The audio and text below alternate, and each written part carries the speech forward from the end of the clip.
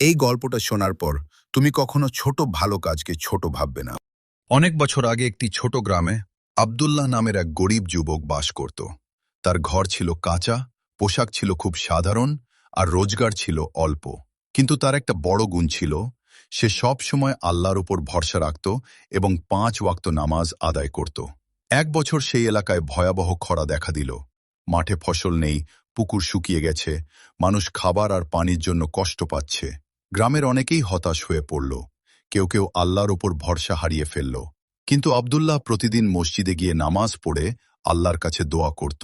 সে বলতো, হে আল্লাহ, তুমি দয়ালু, তুমি আমাদের উপর রহমত বর্ষণ করো। একদিন সে খুব পিপাসিত অবস্থায় বাড়ি ফিরছিল। পথে সে একটি কুকুরকে দেখতে পেল। কুকুরটি খুব দুর্বল এবং তৃষ্ণায় কাতর, তার চোখে পানি, মুখ শুকিয়ে গেছে। আব্দুল্লাহ বুঝতে পারল, এই প্রাণীটিও তার মতোই পানির জন্য কষ্ট পাচ্ছে। কিন্তু সমস্যা হলো, তার নিজের কাছেও খুব অল্প পানি ছিল, যা সে নিজের জন্য রেখে দিয়েছিল।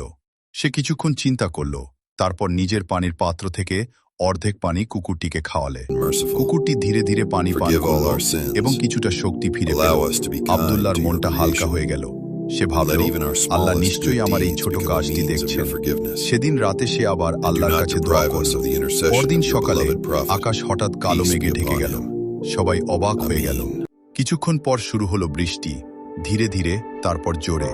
শুকনো জমি ভিজে গেল, পুকুরে পানি জমল, মানুষ আনন্দে আল্লাহর শুকরিয়া আদায় করল।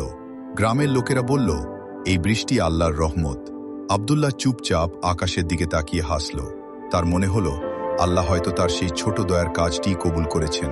এরপর থেকে গ্রামের মানুষ বুঝতে পারল, ছোট ভালো কাজও আল্লাহর কাছে অনেক বড়।